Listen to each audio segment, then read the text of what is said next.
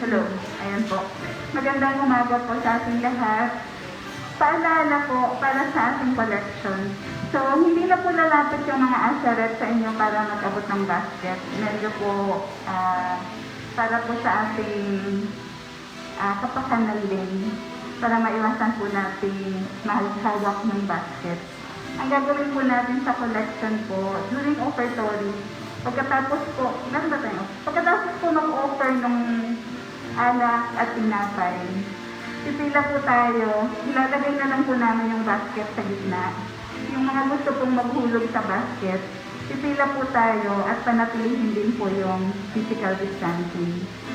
Paglabas po, wala pong babalik sa gitna. Doon po tayo iikot or maglalagay po tayo ng daan dito.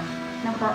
Yung mga nakaupo po dito po sila dadaan, pabalik sa upuan.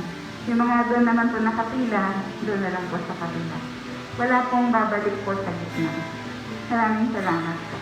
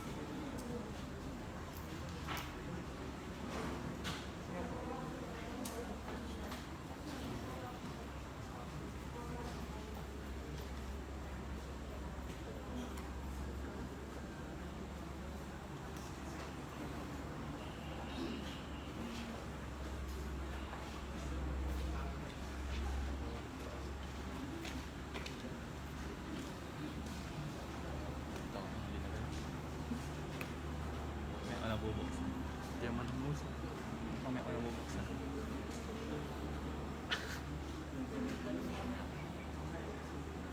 Live na ba to? Magandang umaga po sa ating lahat. Tayo po ngayon ay nagdiriwang ng kapistahan ng Inapoon Bato. Bilang panimula ng ating pagdiriwang, masasaya po tayong lahat.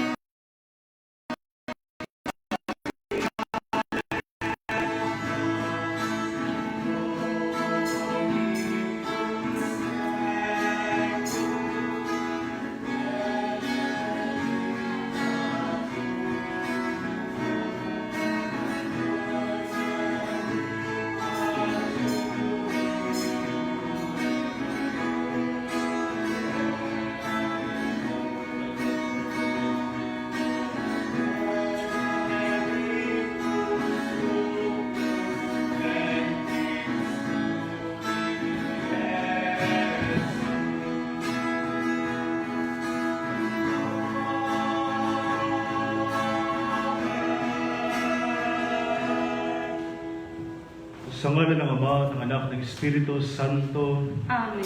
sumainyo ang Panginoon. At sumayo rin. Mga kapatid, pinagdiriwang natin ngayon ang kapistahan ng ating mahal na Birheng Maria Inapoon Bato. Ganun din, ngayon ay linggo ng Biblia.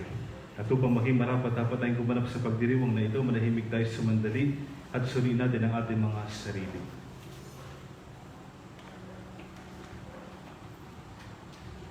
Panginoon, Ikaw ang aming daan patungo sa Ama. Panginoon, kaawaan mo kami.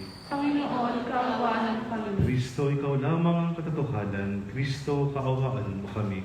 Kristo, kaawaan kami. Panginoon, Ikaw ang buhay at buhay na walang hanggan. Panginoon, kaawaan mo kami.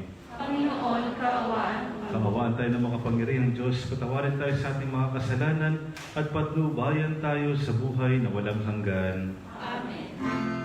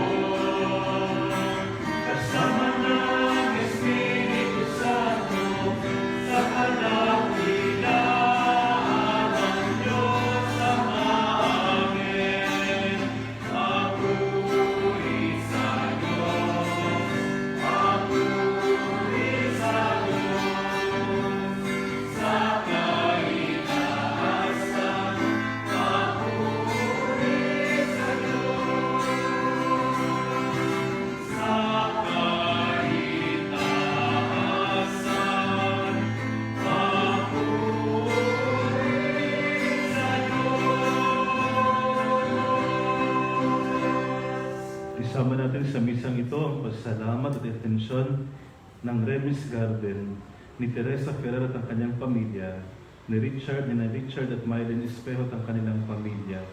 Panalangin din natin ang pasalamat at atensyon ni Joey at Maricel ng Kim. Pagdasal din natin ang paggaling na Hinara Bailon at Kale Watskin, Emerda Tumbok, Corazon Tumbok, Apolinio Magtoto.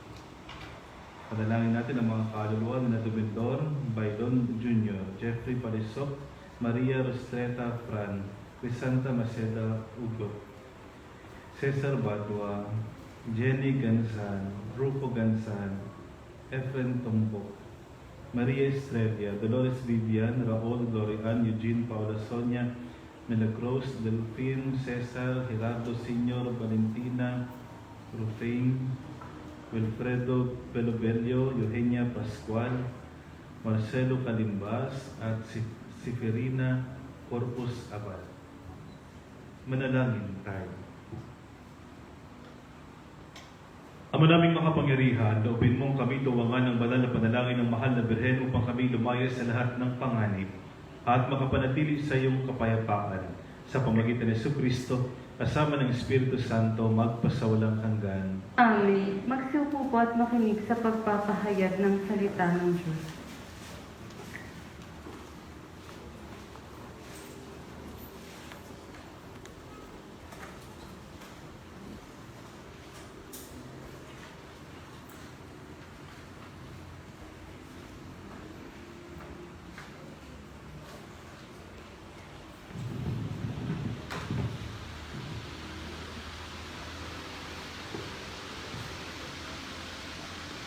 Pagbasa mula sa aklat ni Propeta Jonas.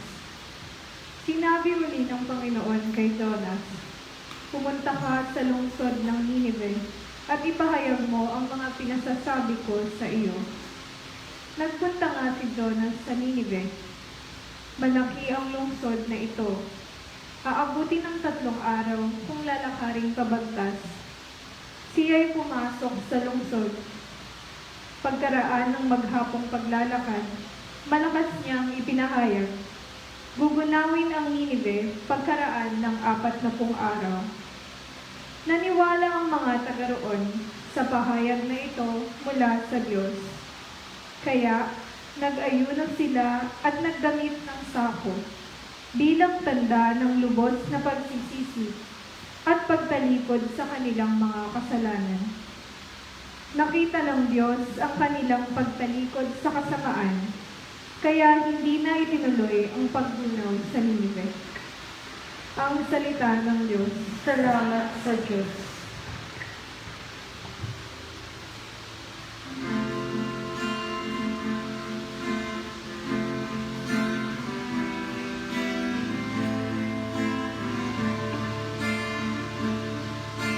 Salmong tugunan ko.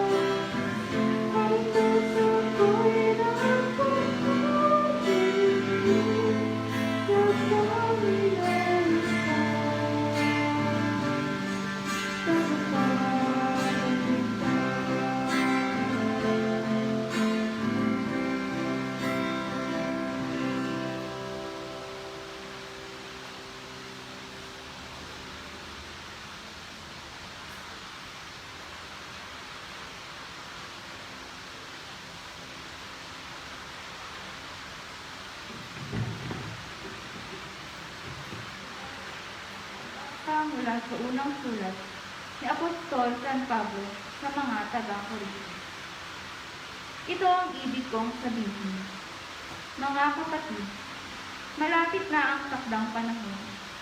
Kaya't mula ngayon, ang may asawa ay mamumuhay na parang walang asawa. Ang mga nananangis na parang di nananangis. Ang mga nagagalak na parang di nagagalak. Ang mga naninihid na parang walang ari-arian. At ang mga nagtatamasa sa sanlibutan ito na parang di nila ito alintana. Sapagkat ang lahat ng bagay sa daigdig na ito'y mapapana. Ang salita ng Diyos. Salamat sa Diyos. Magsitayo po.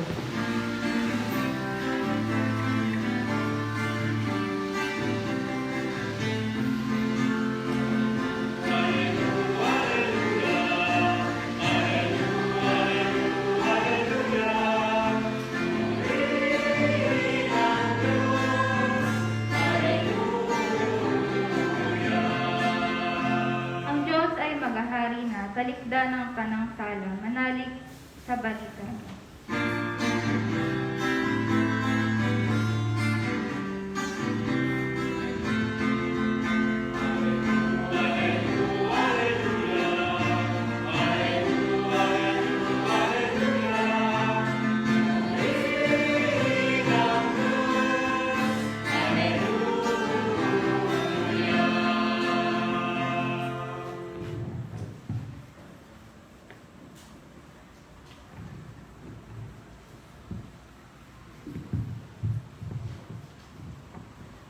Sumainyo ang Panginoon. At sumayin. Ang mabuting balita ng Panginoon ayon kay San Marcos. Papuri sa iyo, Panginoon.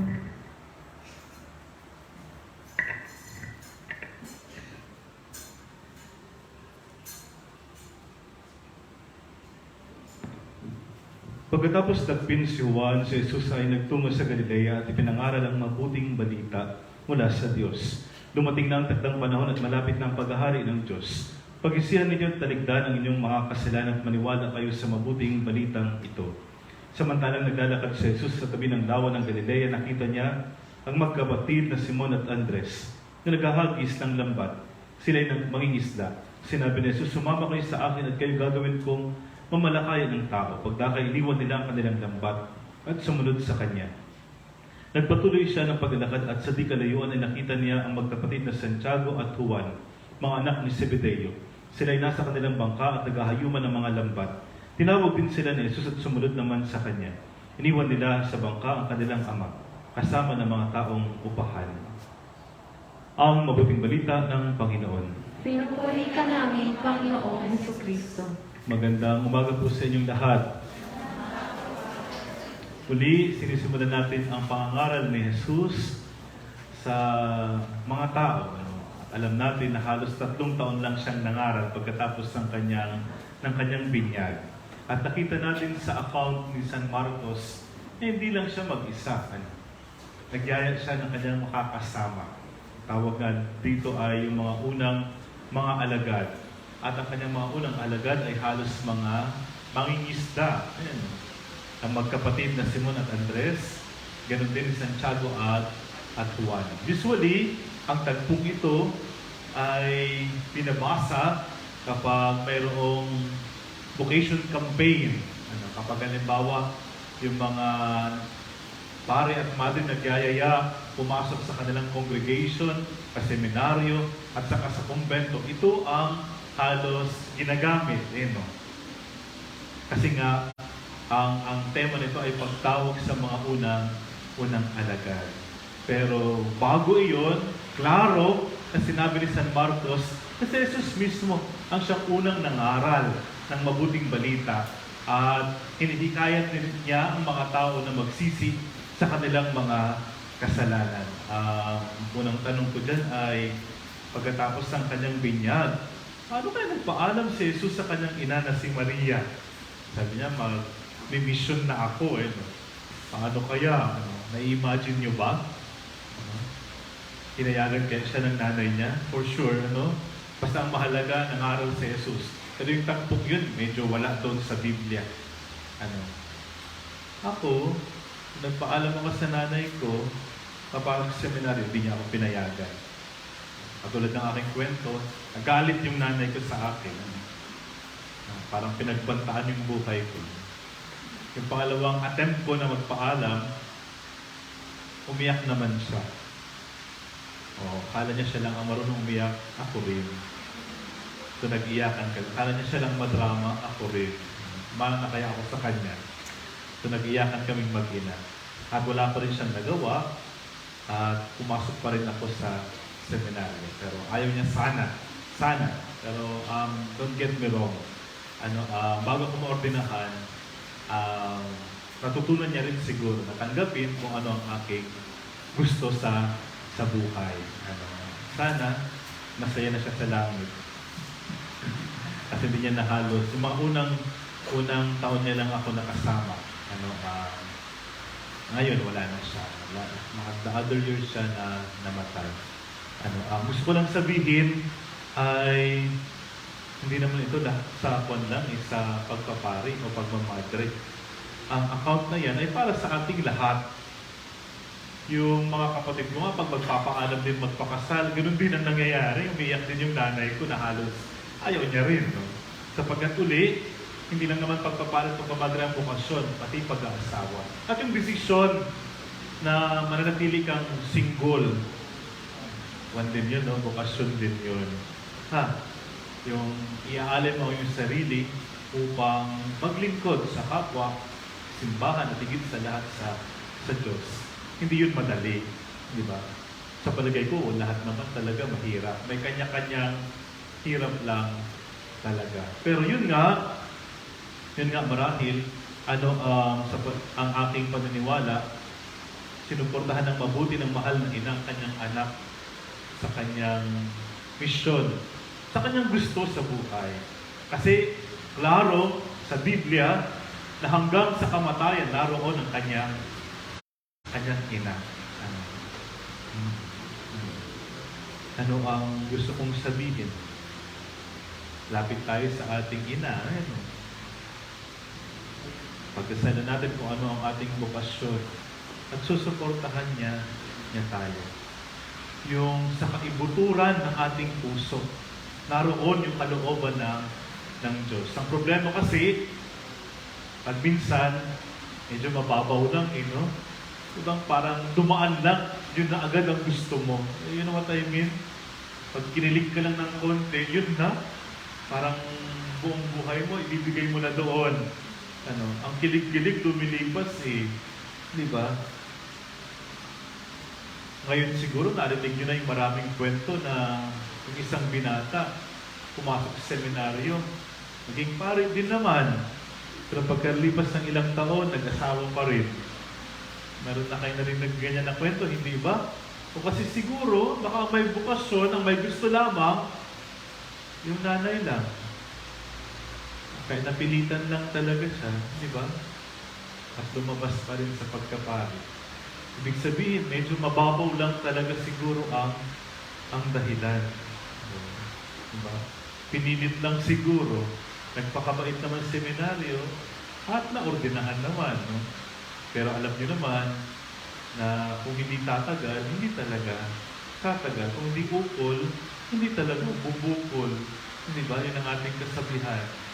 Kaya siguro, medyo pa habang bata pa, pagdasalan ng mabuti kung ano ang tatahaking buhay, kung ano ang bukasyon, may boyfriend ka ngayon, pero hindi ibig sabihin mag-aasawa ka talaga, automatic, Oo. Kasi may kakilala ako, mag-boyfriend. Matagal na rin sila. Isang araw, yung babae nagpaalam pumasok sa kumbento. O iniwan ng lalaki. Pagkatapos ng isang taon, lumabas ang babae. Sila uli. Pagkatapos ng isang taon, dagdagan mo pa ng isang taon, yung lalaki naman ang pumasok magpari. O natuloy siyang magpari. Pari pa siya hanggang ngayon. Yung babae, mayroon ng asawa at anak. You know what I mean? Pagdasalan natin, di ba? Nakita natin ang mabuti. Dig deeper kung baga, ano? Kasi bukas natin, buhay natin yan eh. Sa palagay ko, kung ano ang gusto ng Diyos, yun ang makabubuti para sa ating lahat. Kaya dapat yun ang ating mahukay kung baga. Kasi pag minsan, ang daming distraction, alam niyo ibig kong sabihin, madali tayong ma-attract. Gusto ko yan. Gusto ko rin yan. Gusto ko lahat. Ano? Oh, good luck sa'yo. Hindi naman pwedeng lahat gusto mo, di ba? Oh, hindi pwede eh. Di ba? Minsan, isa lang talaga. Pag ginusto mo lahat, pag minsan mawawala sa'yo lahat. Oh. Kaya, isa lang. At pahalagahan mo yun ng mabuti. At pagdasalan, kumbaga. Hintay ng tulong. Grasya naman yan eh. Nung nasa seminaryo ako eh. Papaalam ako. Parang feeling ko, gusto ko nang mag-asawa. Gusto ko, mayroon ako 12 anak, yung gano'n. Nangangarap ako ng gano'n. So nagpaalam na ako, lalabas na ako. Gusto ko. Tapos sabi ng kaibigan kong madre, no? Kinonsult ko sa kanya. Kinonsult ko rin siya sa aking formator. Wala naman siyang reaction. Kaya pumunta ako sa ibang kapwa ko Pilipino kasi medyo hindi Pilipino yung ating formator. Pumunta ako sa kapwa ko Pilipino, isang madre. Mahusay yun at saka psychologist talaga. Nag-counseling talaga siya. Meron siyang sariling session. Kaya nag-consult ako sa kanya. Sabi niya sa akin, kasi gusto-gusto ko talaga, very fun talaga. Kaya bang kahit anong mangyari, kumbaga, alam niyo yung pakiramdam na gano'n, nasa height ka ng iyong emotion, gagawin ko ang lahat parang pag-ibig na makapangyarihan, parang gano'n. Punta ako ngayon sa bando para maibsan yung aking desire. Pagdating sa kanya, sabi niya sa akin, may girlfriend ka ba?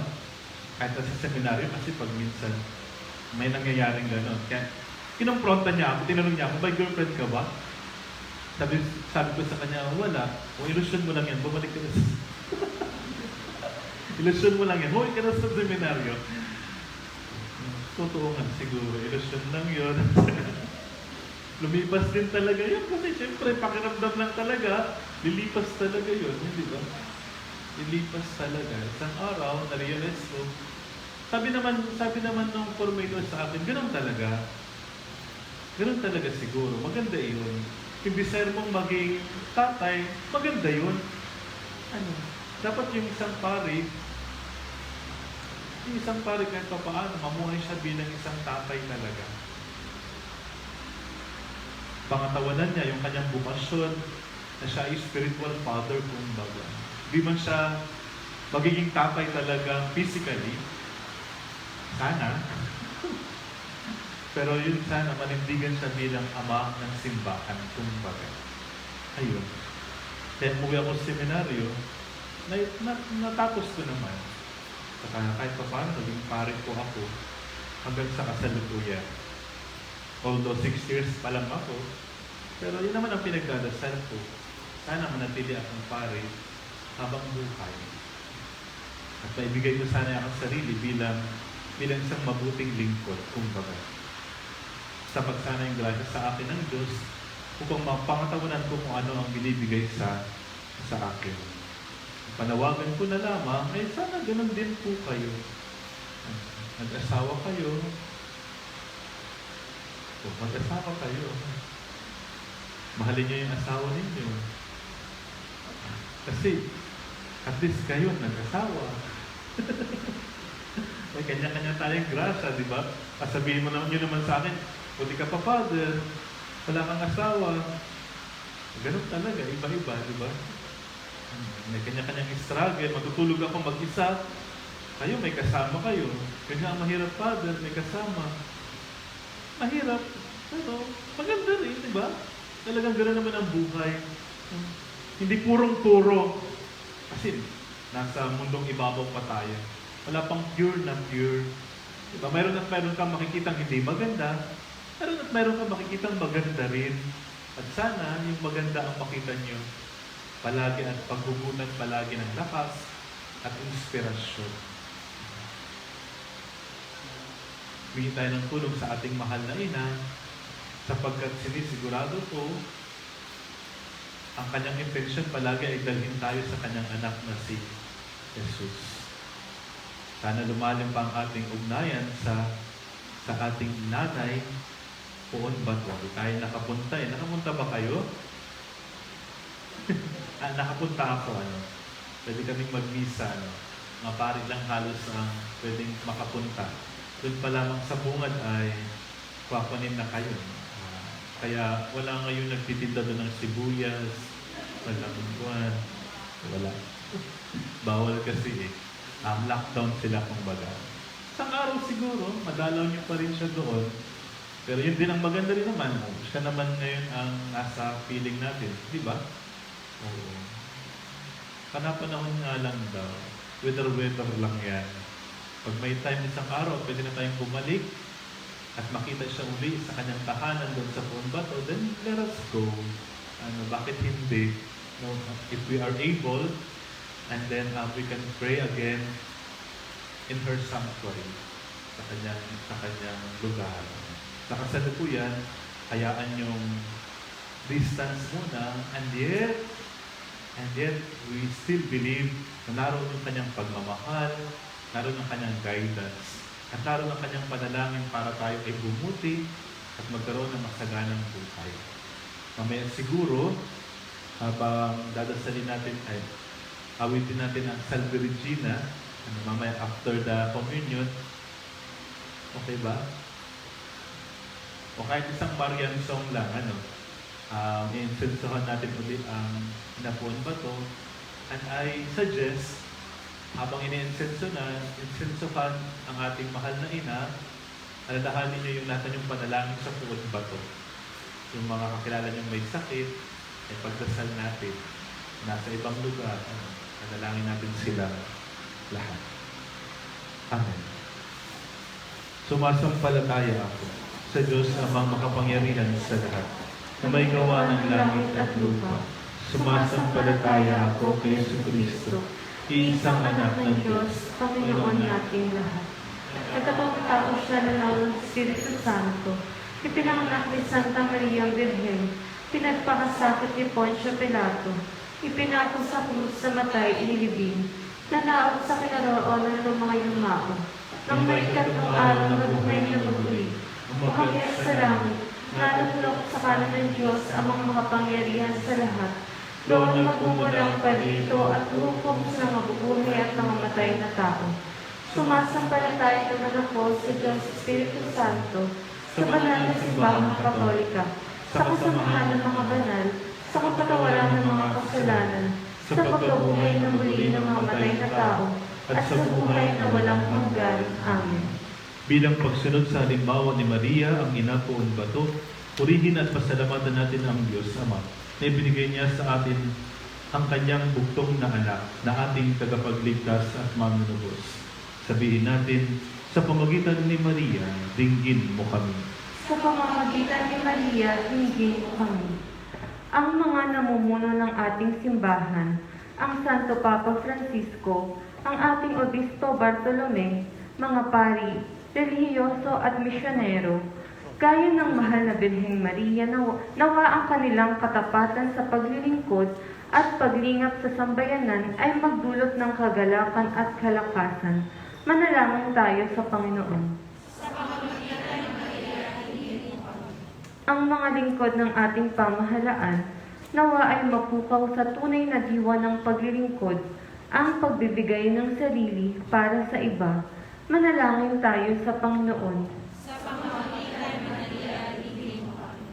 Ang bawat pamilya, maging ang nagkakatipon sa kanilang mga tahanan sa pagdiriwang na ito, nawa ay manatili sila sa kanilang pamumuhay na ayon sa kalooban ng Diyos at ang magulang ay maging mabuting gabay ng kanilang mga anak.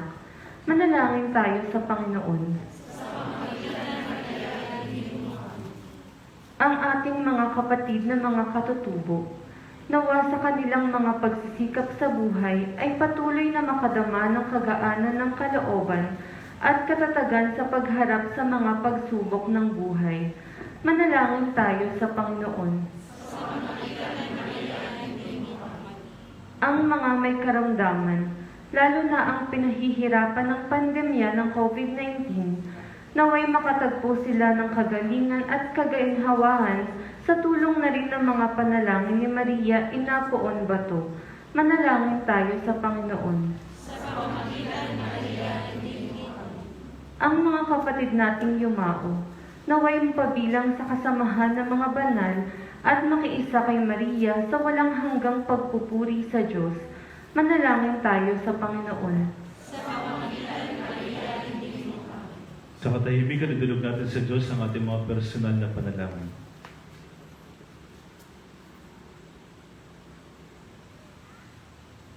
Diyos, nang walang maliw na kabutihan, iyong dinggin ang pagluhog ng iyong bayan sa pagdalangin at tulong ni Maria na ina ng iyong anak at ng sambayanan. Lumagunawa kami sa panampalataya. Hinihiling namin ito sa pamagitan ni Jesucristo, kasama ng Espiritu Santo, magpasawalang hanggan. Amen.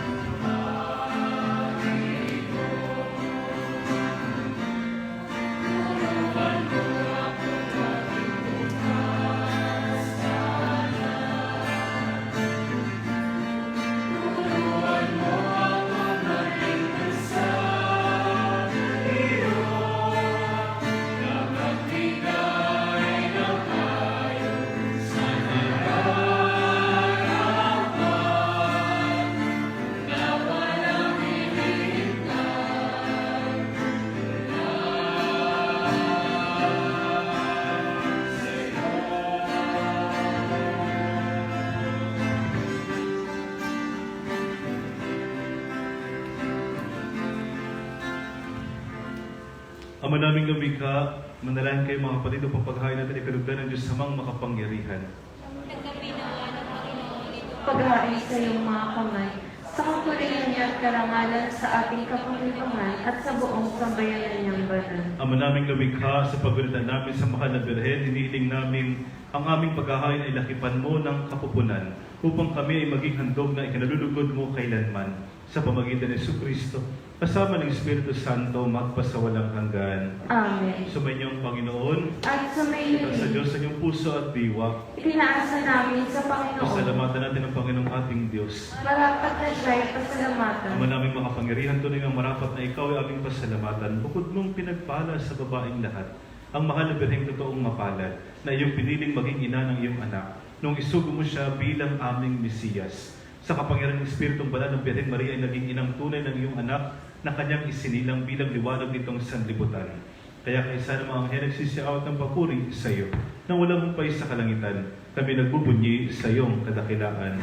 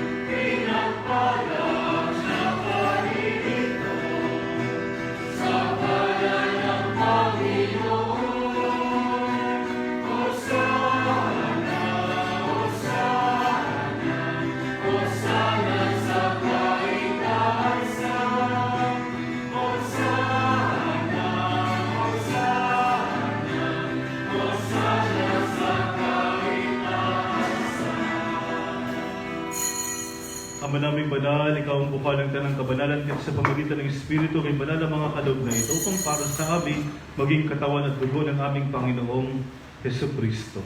Bago niya pinagtiis ang kusang loob na maging handog, ginawa kanyang tinapay. Pinasalamatan kanya. Pinaghati-hati niya, inilabot sa kanyang malagad at sinabi, "Tanggapin niyong lahat ito at kanin. Ito ang aking katawan na ihahandog para sa inyo."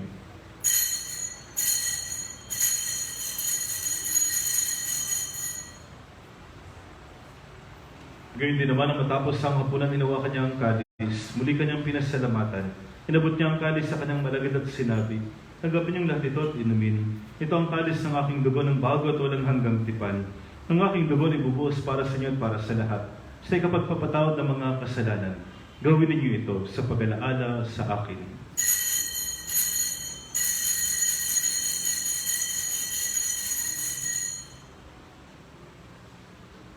Ipagpunyi natin ang misteryo ng pananampalataya.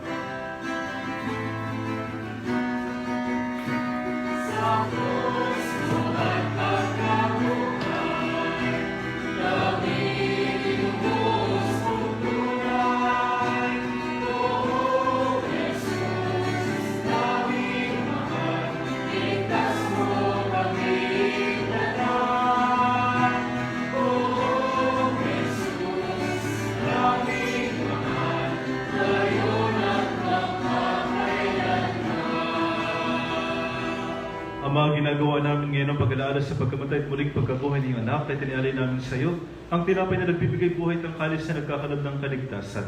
Kami nagpapasalamat dahil kami yung minarapat na tumayo sa harap mo para maglingkod sa iyo. Isinasamo namin kaming magsalo-salo sa katawan at dugo ni Kristo ay mabuklod sa pagkakaisa sa pamagitan ng Espiritu Santo. Amalingapin mo ang simbahang laganap sa buong daigdig. Puspusin mo kami sa pag-ibig kay isa, ni Francisco na aming Papa, ni Bartolome na aming Obispo, at ang Tanang Kaparian. Alahanin mo rin mga kapatid naming nahimlay na may pagkasang sila muling mabubuhay. Gayun din ang lahat ng mga pumanaw, kaawaan mo sila at patuloyin sa iyong kanunugan. Kaawaan mo at pagindapatin kaming lahat na makasalo sa iyong buhay na walang wakas. Kaysa ng mahal na Birheng Maria, Ina ng Diyos. Kaysa ng siya na kayong tapat na esposo, kaysa ng mga apostol at lahat ng mga banal, na namuhay dito sa daigdig ng kalugod-dugod sa iyo. Maipagdiunawa namin ang pagpupuri sa kararangal mo sa pamagitan ng anak na aming Panginoong Jesucristo.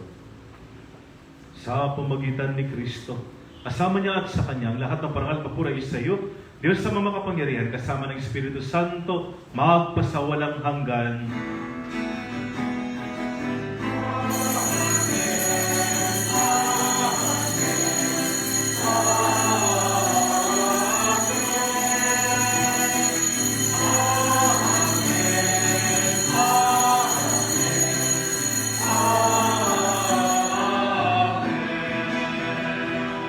Bilang magkakapatid sa Diyos naman nating nasa langit, tumawag tayo sa Kanya.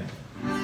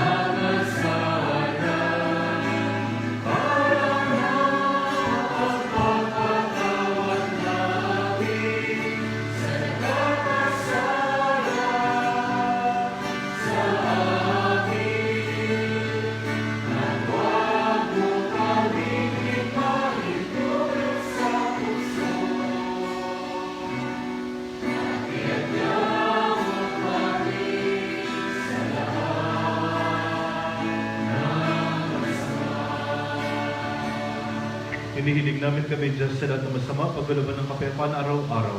Piligtas sa kasalanan, taliod sa lahat ng kapahamakan. Samantalang kaming pinananabikan ng dakilang araw ng pagpapahayag ng tagapagligtas naming si Yesu Kristo.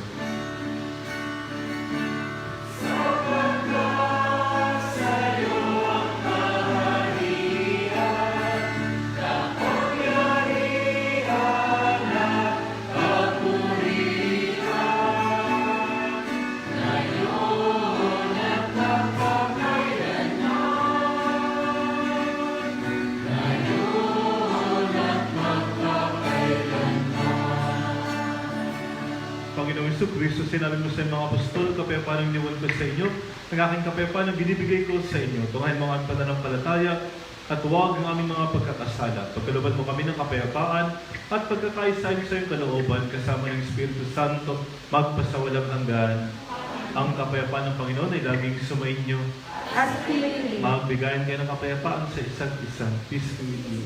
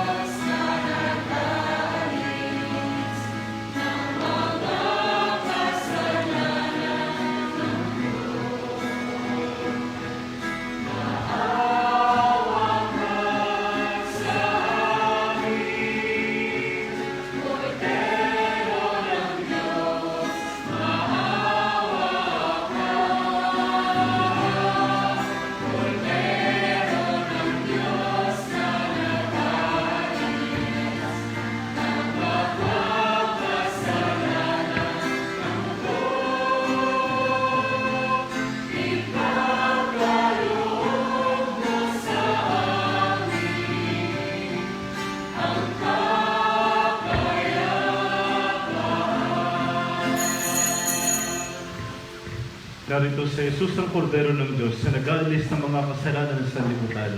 Mapalad tayong inaanyahan sa kanyang banal na piging. Panginoon, hindi ako karapat-dapat na magpatuloy sa iyo. Ngunit sa isang salita mo lamang ay gagaling na ako.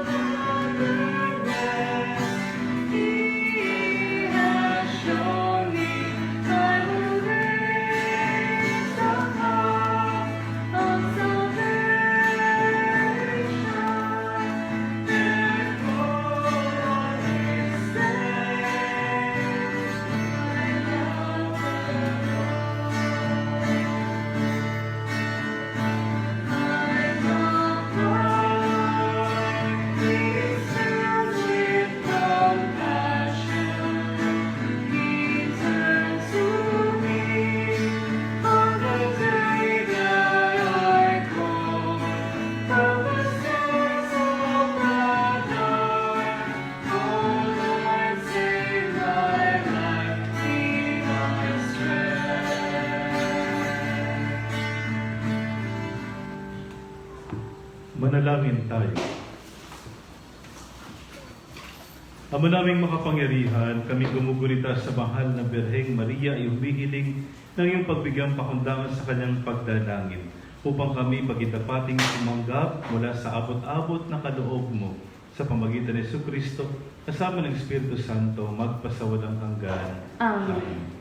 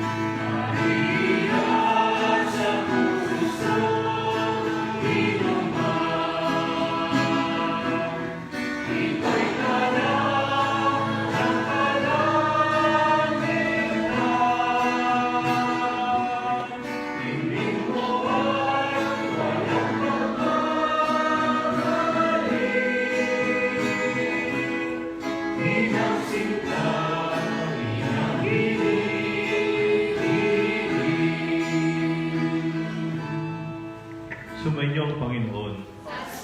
At pagpalain kayo ng mga pangyarihan ng Diyos, ng Ama at ng Anak at ng Espiritu Santo. Amen. Tapos ang ating banal na misa, umayong tagdayang kapayapaan at pag-ibig ni Kristo. Salamat sa Diyos.